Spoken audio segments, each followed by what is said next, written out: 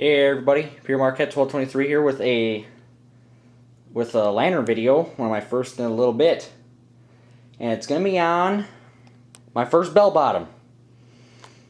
But you're kind of probably wondering where the lantern is, and I'll get to that in a minute. But first, I'm gonna show you the globe. It's a embossed B&A for the Boston and Albany. It's a 6-inch globe. It's for a Dietz number 6, which is actually rare in anything not New York Central. The New York Central one should actually be here pretty soon. It's got a red embossed globe, and it's in a lot better shape than this one. But thought I'd show you the 6-inch globe real quick. It's in good shape. Got it all cleaned up. There's actually a lot of stuff on this globe. But where's the frame? Well, it's out in the garage, all in pieces right now. But it was just too nasty to bring in the house because it's covered in soot from when it was last. So I'll get out here and I'll show you this real quick. So there's going to be somewhat of an echo in here because the garage echoes a little bit. But there it is. Right there. Marked B&A RR. I don't know if you can see that or not right there. Here. B&A RR on the side of the lid. Dietz number, New York, USA, number 6. In the very back there. I don't know if you can see that either. But the burner is right here. It's in pieces. It's busted right now. We're going to see if we know a guy who can fix them. We're going to see if he can possibly fix it. Open up the lid here. It's actually in worse condition than I thought compared to when we saw it in the pictures, but we're having issues with the globe retainer. It's actually stuck up in there, and it's not working properly. And it took, the last time I had it out, it took me a long time to get it out and to put it back in. Because originally it was bent, and I thought that was the problem. Fixed it, put it back in there to find out that's not the problem. So I got to take it out again and look at it. Fuel pot's all good and solid, but my first bell bottom, though, that's what a bell bottom is. Instead of wire bottom, it's a bell bottom. And you know, they're sturdier. You couldn't knock it over. I mean, I'm moving this lantern pretty good right now. It's not wobbling. So, but the fuel pot, I'll show you how the fuel pot comes out. Set this down. So you see this, like here. There's 2 tabs on the bottom of this lantern, one right here, and then one right here.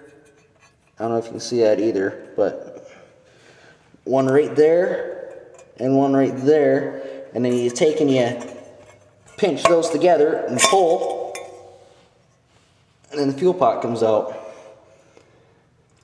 Now, the frequent thing is that these latches frequently broke on those quite a bit. And they also got lost quite a bit. So a lot of these are usually missing the fuel pots or have something that broke on the fuel pot. So the burner's brass, but it's going to need some repair work because the hole's a little bigger around than your standard like Dietz convex. So there's not replacement burners for those, and there's really nowhere to easily get replacement parts for these because the number 6s were kind of their own breed. For many, many years, Dietz only offered them to New York Central. They could not be going to any other railroad. Then towards the end, when production started to fall down, they started offering it to other railroads and went up a little bit, got some more buyers, but then afterwards it fell off and production was discontinued around 1920.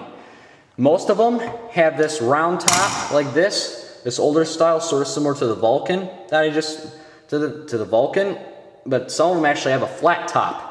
And those are newer ones, and they're sort of harder to find. But anything that's not New York Central is rare for a number 6.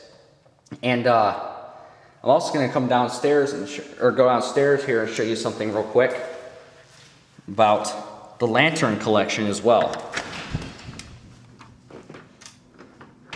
Go down the stairs here. But bam, that's all the collection that's left. All the unmarked Dietz lanterns are gone, all the extra globes except for one, which is a new one. And the last lantern we sold just last night was probably one of the rarest I had, and that was the brass Vesta. We quadrupled our money on the brass Vesta. We did very good with that one. They're a Sioux line frame for the Sioux line globe. I don't know if you can see that or not, but remember the Sioux line globe had safety first embossed on it, popped up. We hope to nab that frame. This globe right here is LS and MSRY for the Lakeshore Michigan Southern. Hope to get a lantern for that. That globe's actually going to end up going in the Switchmans once we get the Sioux frame. We have to win it first. But yeah, that's just what's coming up. A New York Central number 6 with the red globe will be coming very shortly, and hopefully that Sioux frame and maybe something else with our big money. But I'll tell you this: we bought the brass Vesta for $44.88. We sold it last night for roughly $169. Chin ching. So, just a little lantern update and to show you my latest restoration project. And I'm actually going to go out there and start working on it, see if I can fix that globe retainer, because it's a real pain in my neck. And that lantern actually is bad. That lantern's been bad luck to me since the day I opened it.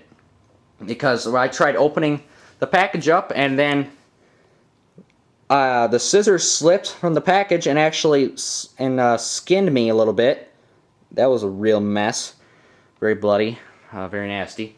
Then had trouble, and then I got in trouble like 5 times later on, dealing with later on in the day on that lantern when that whole day had been going good, and it was all because of that lantern. So it's a bad luck lantern, and my dad's not too happy about it because the condition's a little worse than we thought and whatever. So it's a little rocky right now, but hope to have that lantern taken care of very soon because I want to, because it is bad luck lantern. So. But yep, all those lanterns I sold the two unmarked Dietz for well over $100. The amber globe sold for over 100. The teal globe sold for over 100. That one actually the brass Vesta beat the record by only like $10. The Boston and Maine engine lamp sold for $75.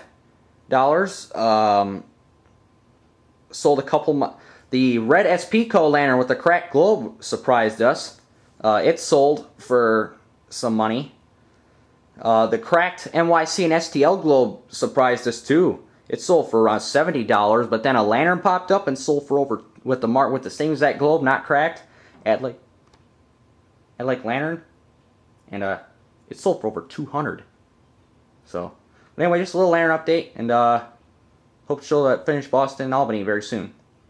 1223 out.